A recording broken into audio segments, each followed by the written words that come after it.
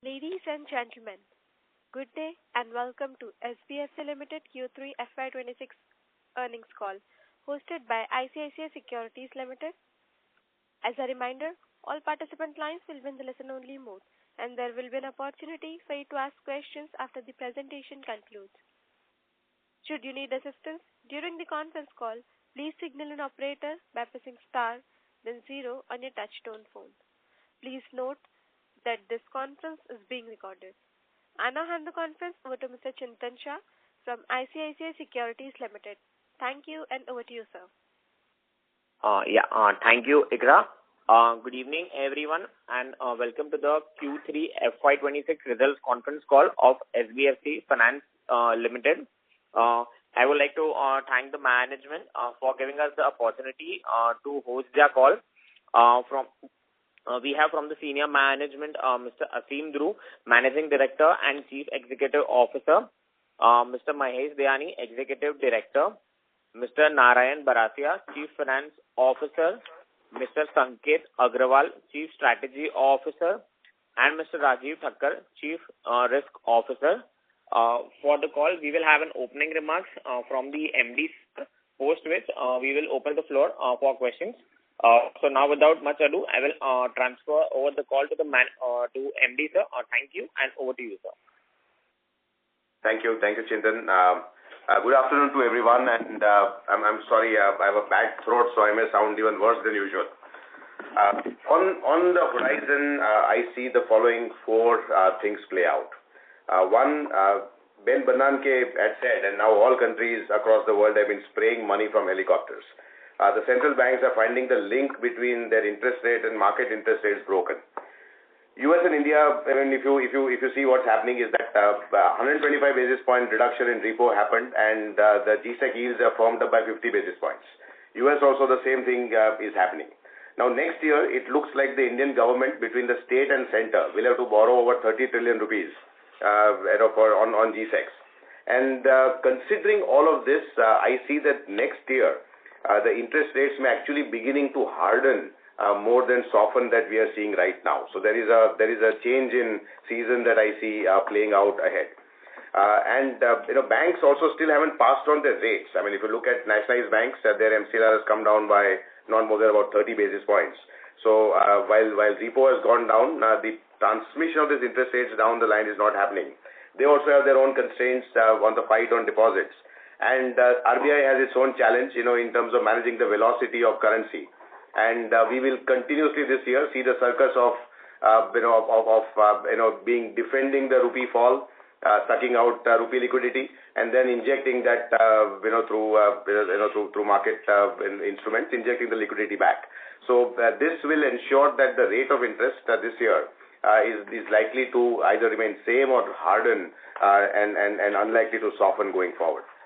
Second, the latest financial stability report of RBI has some concerns flagged. Household debt is increasing at double the rate of financial asset creation. So between 2019 and 25, the report says that the household debt doubled to 15.7 trillion, while the asset additions dropped from 12 to 10.8% of GDP, even as liability went up from 3.9 to 4.7% of GDP. So now if you look at end use, because ultimately that's what it is, that if generally retail money is going towards home loans, that is a good place for it to go. That is positive. Unfortunately, what is happening in India is that 46% of the money is actually going towards asset creation. Balanced, and end use consumption is 46%. So no asset is getting created for 46% of money. So half the loans that people are taking are in a sense fiscal deficit of their own that they are financing. If you look at asset creation, about 36% of the loan goes towards that, and for productive purposes, which includes things like agriculture, business, and education, etc., is about 18%. So we are seeing weakening individual balance sheet. This means that loan growth will slow next year. The third thing, which is the positive thing, is that there is this time, see the year before, stock markets did very well. So wealth effect was felt by the rich. This time gold has done brilliantly. So first time there is a wealth effect that is at the bottom of the pyramid being felt. And now we have about 35,000 tons of gold. So effectively what is happening is that the value of this is beating our stock market handsomely. So there is a wealth effect that is playing out at the bottom of the pyramid, which is a very positive factor. The fourth, positive factor is that oil is likely to remain well behaved, and that's a good tailwind for India generally. It takes a lot to keep something boringly consistent, especially when everything around us keeps moving, and we have to move the boat steady and headed in the right direction at the right speed, despite all the crosswinds and currents that we meet. I'm happy to report one more nothing to report quarter at SBFC. I would like to take you back to our GFM of last year, where we had said that Karnataka ordinance has disturbed our steady portfolio. If you remember the last April call, we had said that what the damage of a quarter takes 3 quarters to repair and another 3 to 4 quarters to restore. So we are now 3 quarters down since the damage, and we are seeing that the flow is now contained, but it will still take more quarters to start pulling back to earlier levels. So we continue to guide caution. There is no change in our stance that we have declared so far. We are on track to end this fiscal year FY26 with an AUM growth of 5 to 7% quarter on quarter, a 50 basis points reduction in operating cost, and a credit cost where it is right now, with a 5-10 basis point variation, that can happen. Now, to end this commentary right now, there is never a right time to do anything, but sometimes you feel it is, it is that time. You feel it. It is a season of change at SBFC, where I hand over the baton to Mahesh Dayani. It is also a season of continuity as I move into the role as a non-executive vice chairman. I hope I can continue to add value to SBFC as a coach, from being a player. So, thank you so much. And with this, I hand over the call to Narayan, who will take us through the numbers. Thank you, Aseem. Hi, good evening, everyone. The AUM as of 31st December 25 is at 10,478 crore with a growth of 29% on a YY basis and 5% on a QOQ basis, with almost 100% of our book secured by properties and gold. The MSME AUM is 8,497 crore, which is almost 81% of our total AUM, which has grown by 25% on a YY and 4% on a QOQ basis. The loan against gold is 1954 crore, is 19% of our total AUM, have grown by 48% on a YY basis and 14% on a QOQ basis. We have added 10 branches during this quarter, with a total branch count at 230 as of December 2025. The yields for the quarter is at 17.78%, with a reduction of 23 basis point on QOQ basis and 3 basis point on YY basis. The cost of borrowing is at 8.74% for the quarter, with a reduction of 22 basis point on a QOQ basis and 57 basis point on a YY basis. Consequently, the spread for the quarter is 9.04%, which is at the same level on a QOQ basis and has improved by 54 basis point on YY basis. The OPEX continue to improve due to enhanced operating leverage in spite of our consistent investment in our branch network. The GNPA is range bound at 2.71% with PCR at 46.2% with a credit cost of 1.29% for the quarter. The capital adequacy ratio is sufficient at 31.7% with a tangible net worth of 3,306 crore as of December 25. The return on average AUM for the quarter is at 4.67% with return on average tangible equity further improving from 14.09% in Q2 to 14.56% in Q3. The PAT of 118 crore for the quarter, thereby reporting a growth of 34% on a YY and 8% on a QQ basis. With this, we open the floor for question and answers. Thank you very much. We will now begin the question and answer session. Anyone who wishes to ask a question may press star and 1 on their touchtone telephone. If you wish to remove yourself from the question queue, you may press star and 2. Participants are requested to use handsets while asking a question. Ladies and gentlemen, we will wait for a moment while the question queue assembles.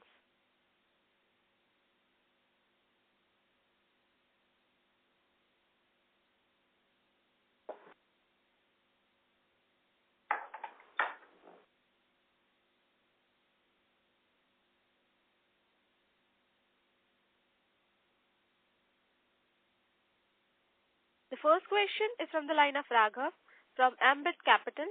Please go ahead.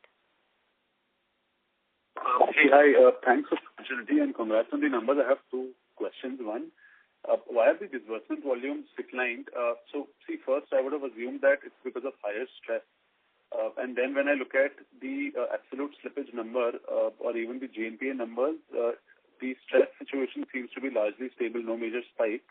Early buckets are also stable. So if stress formation is stable, is it competition which has impacted your disbursement volume? Just wanted some color there, and then I have another question.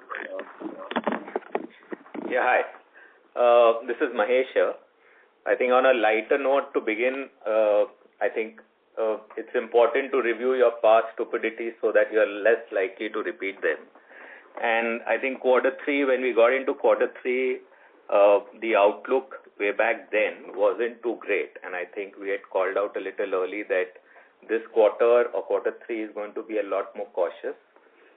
Even while we are speaking, the color of the portfolio quality, South in particular, if you look up the bureau scores, are yet to be steady. So they're still flashing amber and they're still not green. West and North markets comparatively are a lot better. So most of the impact that actually happened with respect to our disbursal growth came in from the southern and the eastern markets. And what we did was that we had tightened our filters with respect to bureau scores and also paused some disbursal in some of our key markets. And that's where the big impact is. As you rightly mentioned, that November, December seems to be a lot better than probably what we thought.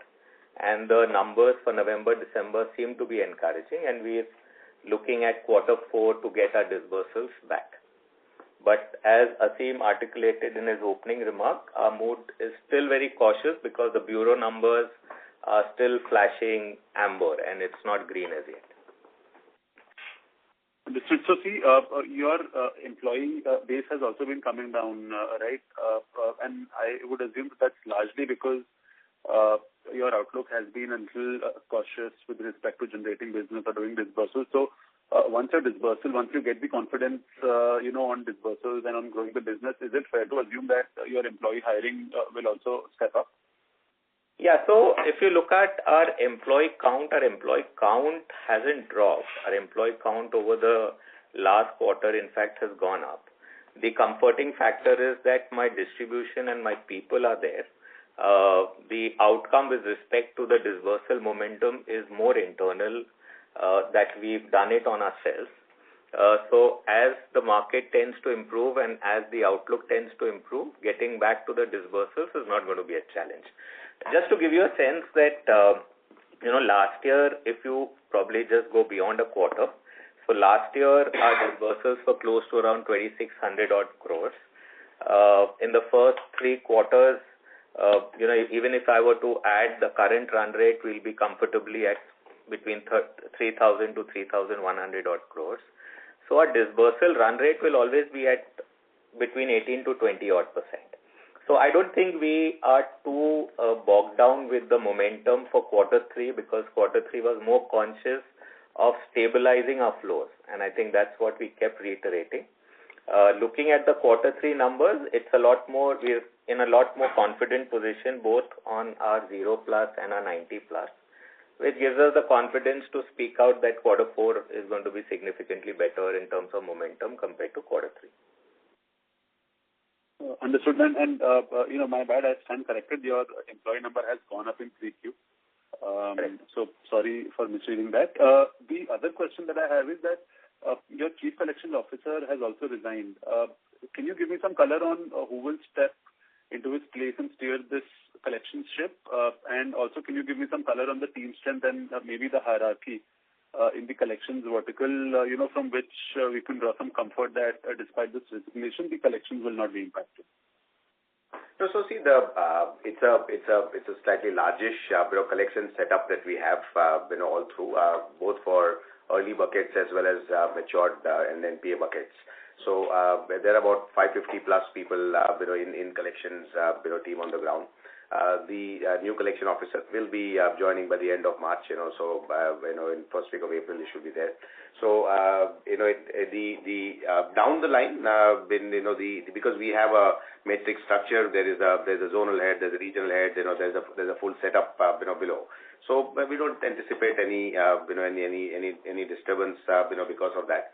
We wish him all the very best. He's been with us for a good period of time. He's seen the entire COVID period, etc. So he's done a good job with us, and we wish him the very best for his next move. But for SBFC, it will be business as usual. Sure. Thank you. That's all from my side. Thank you. The next question is from the line of Nidhesh from Investec. Please go ahead. Thanks for the opportunity. So first question is on ARC sale. I noticed that we have done some ARC sale in this quarter. Is it in gold or SME business?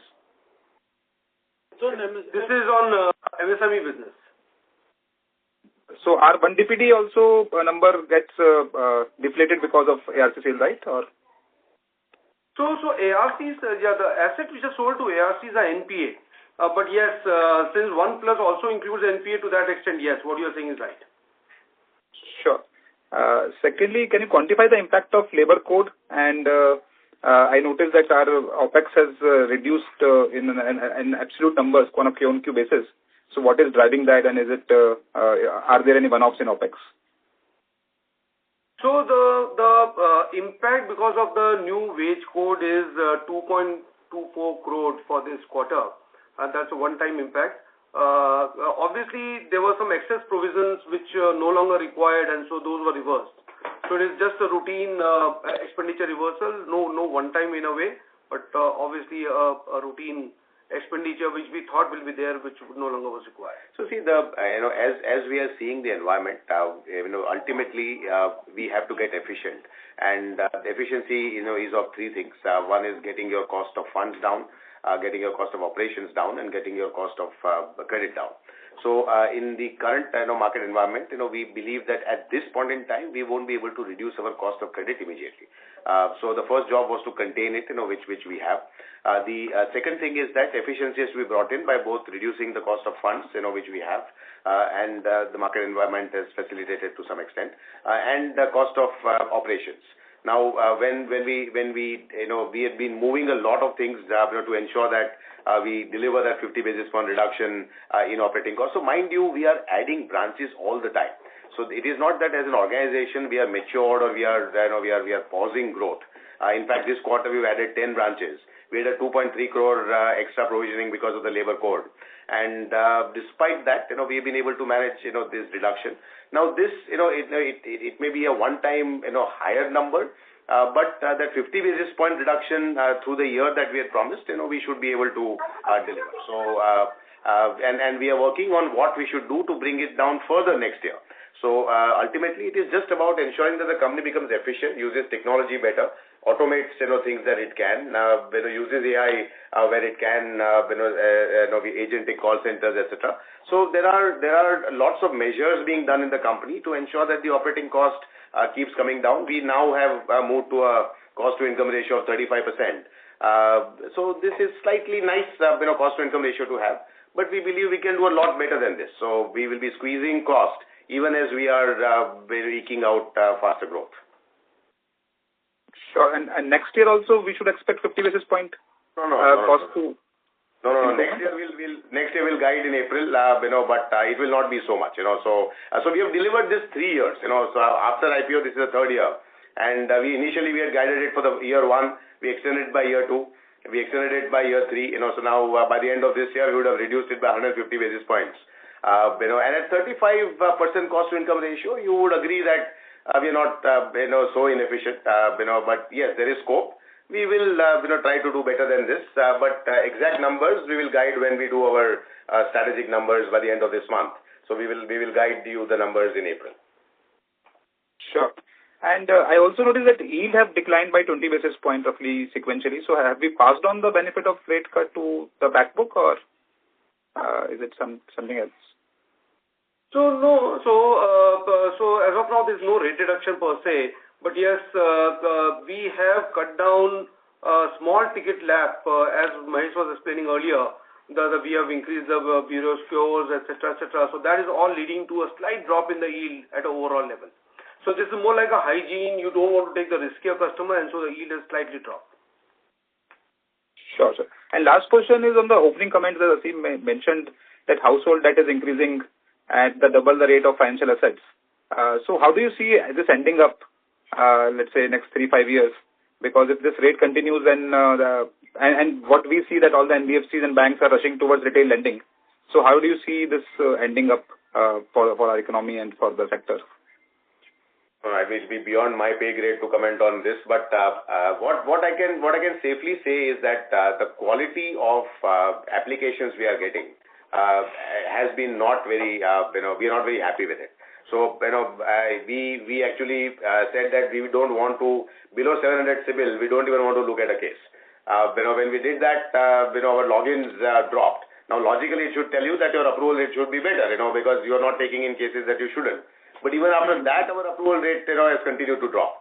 So, and when we look at the leverage of the customer, when we look at trade lines, when we look at recent borrowing behavior, it tells you that the lenders, have been a little fast and loose, with lending, and we will have to be careful and protect our interest in what is not a very comfortable market, and which is why I keep guiding that I'm not yet seeing comfort, while we are at a place where all the numbers, including NPAs across the system, are looking, at its possible lowest level.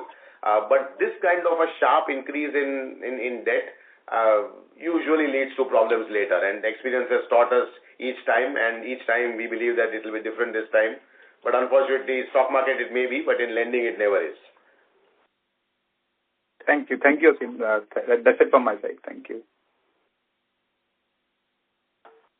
Thank you. The next question is from the line of Harshit from Premji Invest. Please go ahead. Hi, sir. Good afternoon. Sir, the question was related to so obviously this quarter when we look at the numbers, disbursements were a bit more contained. And should we read that the reduction in OPEX to assets is also to do with the fact that a lot of the variable payouts linked to disbursements automatically come down for us, even though AUM build-up continues? So to that extent, if you can help that, what part of the cost to asset reduction should be linked to more a variable cost coming down? And the second point was on, if you can help us with the gold loan branches and the gold loan employees. So, picking your first question, I think we have a 100% direct model. So clearly there's very limited variable that is linked, and if the variable is linked with disbursal, then optically only it's going to come down, but it's a marginal impact. Coming back to, and in fact the total headcount, has moved up in line with the number of branches that we've added. So which gives us, your distribution is in place, your staffing is in place. We've consciously tried to tone down our momentum, and as and when we feel confident, we can get it back or we can ramp it back. So our guidance for an overall year-end number at 3,000 crores against 2,600 crores holds. So that's just to calm the nerves on the disbursal for the full year compared to where we've ended on for the first 9 months. With respect to our gold AUM per branch is close to around 10 crores now. We're close in 54 crores, almost close to 2,000 crores, and the number of gold branches is closer to 200. And so the number of employees attributed to gold loan would be how much roughly? So we would have roughly around 8 odd employees per branch, so that's roughly around 1,800 odd employees. Understood. Got it. Sir, one last question was on not this quarter specifically, but if I take our average ticket size and the sort of disbursement per employee, roughly it comes at around 2 sales employee in terms of disbursal productivity. Now, So if you look at the business in general and all the efforts on automation, etc., is this too right now limited because of the fact of the quality of files which we are getting? Or, I mean, practically this is a limit beyond which the economics don't stack up? Probably how should we look at this number improving over time? Because I think our cost to asset reduction journey is also now at a very optimal level. So from here on, unless we improve the disbursement productivity, our loan growth will gradually start gravitating towards the disbursement growth number. Yeah, so right points. So I think our count is not 2. The count is more leaning towards 1.5, and that's largely because the login to disbursal ratio has come off, and that percentage has dropped by almost 5 to 6% before we entered this financial year. This also goes on to show that despite a higher bureau score, the rejections are still high, which effectively means that the leverage at an individual level or at a business level seems to be elevated, and hence the conversions are not as high as what they used to be last year. That's one. Second, as you rightly mentioned, obviously we need to be efficient with respect to our logins and ensuring the e-signs which happen with respect to documentation, which shaves off a significant time and effort and is going to ensure that the front end probably is able to deliver a lot more. But that is subject to the kind of filters that we apply and the kind of eligible customer base that comes through, or the position of leverage improves moving forward. So what we're clearly looking at it, if you look at our entire ecosystem that we've created, right from staffing of the distribution to making the front end enable customer onboarding through an entire digital journey is in place. As we move along, I think we have the capability to improve from here, subject to obviously the ecosystem also being supportive and improving. Got it. Okay, sir. Perfect. Thanks a lot. Thank you. Thank you. Before we take the next question, a reminder to all, if you wish to ask a question, please press star and 1. The next question is from the line of Sukrit D. Patil from Eyesight Fintrade Private Limited. Please go ahead. Good afternoon to the team. I have just one question. With strong capital adequacy and steady cash flow, how do you plan to sustain net interest margins while managing funding costs and credit risk? From a financial process point of view, how will you structure liability diversification, working capital cycles, and hedging mechanisms to ensure ROE remains strong and balance sheet continues to grow in the coming quarter? Thank you. So coming to your first question on NIM, so as the leverage increases in our business, NIM obviously tends to go down, right? But I think the most important element here is to look at the spread. So if you look at the spread over the last 3 years or 4 years, when the market interest rate were going up and the interest rate now coming off, we have been able to continuously look at a superior spread while also making sure that we are able to manage the credit cost. So I think what is important from our point of view is to ensure that we maintain the spread as we go along into the future, and we tighten the belt wherever we are able to from a credit quality perspective. Coming to your second question on ROE, OPEX, as you have seen over the last 3 years, OPEX has improved, and we further would like to continuously look at it and see whether operating leverages can further be improved. So ROEs from here, we have now achieved a 14.5% ROE. For the first milestone is to achieve a 15% ROE. So while we maintain spread with the improved leverage and slightly better OPEX, ROEs should actually go up from here. The last question you have is on the debt and the mix. The mix has always been improving. Our bank borrowing total is about 50% or so. We have increased our borrowing from NCD market. We have already done that. We have DFIs now We have now signed with 2 DFIs over the last year. So gradually we are moving towards a much diversified portfolio. We have now raised money from ECB market.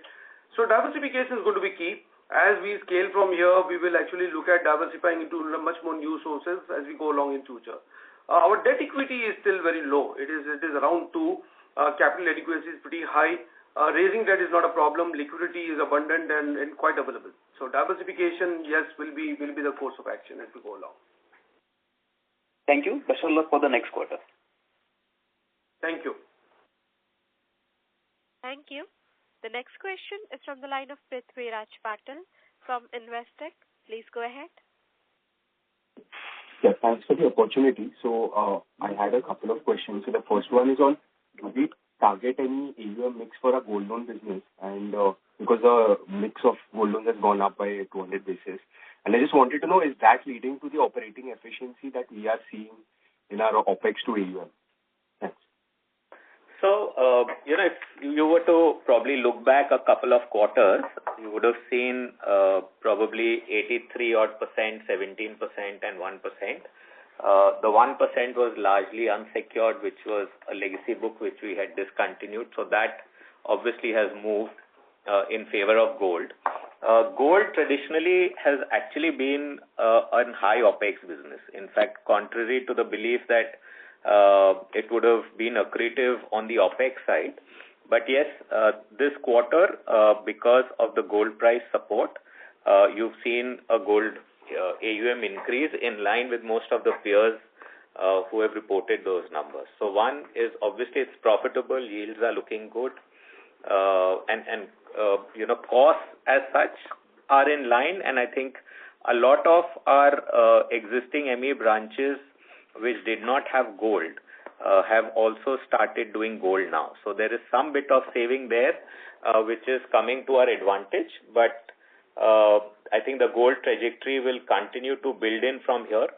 So if you look at 2-3 parameters, we are at 10 crores per branch. If you look at mid-sized companies who have probably 500, 600 odd branches, you would have an AUM of anything between 13 to 14 crores per branch. So even on our existing distribution, if we probably didn't have to add any further branches, you could see an upside of 30% plus. And that's the efficiency that we'll kick in with our existing distribution on gold. Okay, thank you.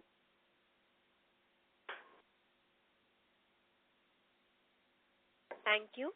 Ladies and gentlemen, anyone who wishes to ask a question may press star and 1. The next question is from the line of Shreya Shivani from Nomura. Please go ahead. Yeah, hi. Thank you for the opportunity. I hope I'm audible. My first question is on the asset quality trend. I want to understand your provision coverage for stage 3 has, on YOY basis, it's been up. Sequentially, it's been flat. Can you help me understand if there is any management overlay that we've built into, or is it just a number, purely a mathematical number that the model throws up?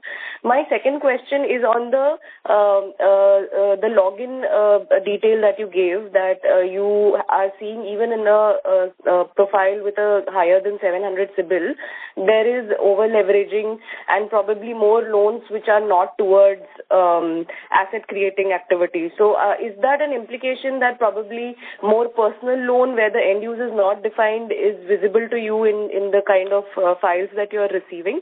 Also, is it in certain categories of your customer, like because your customers are all MSME borrowers, is it more amongst the trading community or the servicing community where you see a higher chunk of personal loan? Maybe I'm just guessing that, or any color around that if you can share with us. Thank you.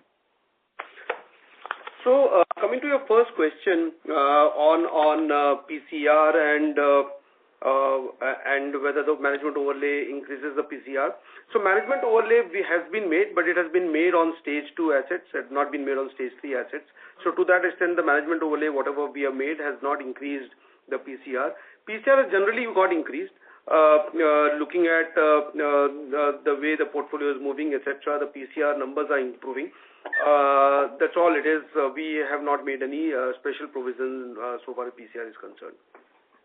On your second question, most of our customers would be small-time traders, and the thing is that the end use, most of these customers' end use would be towards the working capital. Now, when Aseem was talking about the consumption, I think he was talking about overall as a economy and the numbers which is published by a report. But our customers, most of the end use which we come across while the personal discussion is towards the business and working capital. Apart from the BTs, which is around 15% of our book, which wherein the loans are taken over, and of course there is, apart from that 15%, there is also a part wherein we fund customers for taking our loans. Not much of our customers post our loans would have significant unsecured borrowing per se. And some of the things which now, because of this increased indebtedness, what we have also done is that we have tightened some of the filters in some of the ticket sizes which are high risk from FOIR perspective, so as to curtail the lending which we do to these customers. Sure. And just to follow up over there, you mentioned that most of your customers after your loan may not be taking a lot of unsecured. So your collection team probably is checking the CIBIL score. I mean, that must be a part of your business process, right? On regular basis to manage that, the outlook that you're sharing, right? Not collection team per se, but at the risk level, we keep on tracking our customers on intervals where we see their behavior, and specifically customers which are borrowing outside and are delinquent. These are the risk angles which we look at on a periodic basis. Okay. So this was quite helpful. Yeah. And also from the foreclosure requests coming in, we rate these customers as a red flag, so that when the foreclosure requests come or an enhancement request comes, these are flagged so that we don't enhance these customers. Sure. That's very useful. Thank you for sharing and all the best. Thank you. Thank you. The next question is from the line of Nischint Chawathe from Kotak Bank. Please go ahead. Hi, this is Nischint from Kotak Securities. Thanks for taking my question. I just wanted to ask Aseem, if he will be associated with SBFC in any specific role year and after. Yeah. So Nischint, the thinking is this, that while building the business out has its own pressure points and its own immediate deliverables, and I think somewhere the culture of the company, we can do a lot better than what we have done. So I want to focus now some time, building on that part, and also whatever I was doing, in terms of ensuring governance, risk control, compliances, etc. All those roles also I would be handing over. The intention is that the biggest challenge for any CEO is succession, and that is where a lot of CEOs, even much better and much greater CEOs have struggled with post their departure. The real test of my innings will be 1 year from today, and the idea is to ensure that without any hiccup the entire transition happens, and to the best of what I can, I would be hoping to contribute to SBFC in the role now as a non-executive vice chairman. So on a lighter note, salary stops, but work doesn't. No doubt the team will continue to do as well. Thank you very much and all the best. Thank you. Thank you.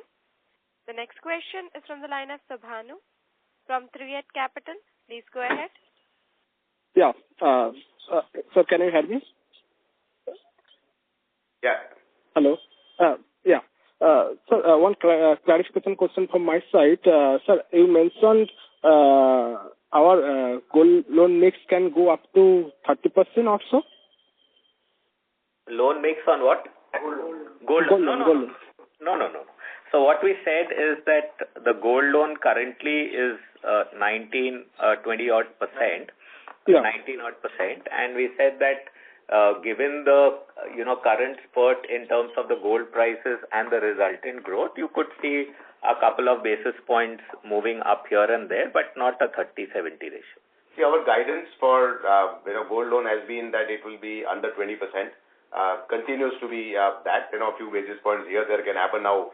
If gold rallies and doubles from here also, who knows? So that's not in our control. But even co-origination, we have said that it will be about 20% of our origination, and that's what we have kept it at. So the intention is to keep it around 20%. Okay. So my second question is... was on the growth of gold. Okay. So, what is the average ticket size growth, average ticket size in the SME segment this quarter? 10 lakh. Average ticket size? 10 lakh.